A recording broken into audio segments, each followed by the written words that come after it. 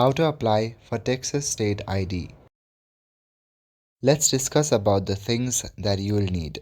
Firstly, you will need to visit in person at a Texas DPS, which is Department of Public Safety. To visit, appointments are recommended. Here you will need to bring a complete application form available at DPS. Then you will need to provide documentations for identity and lawful presence, which is US birth certificate or valid passport.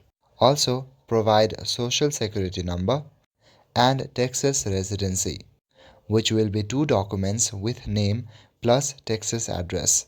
Then you will need to pay the fee, which is typically $16, and it's even lower if you are above 60.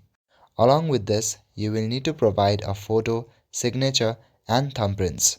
Once you apply, you will get a temporary ID at the office, but the permanent card arrives by mail in about 2 to 3 weeks.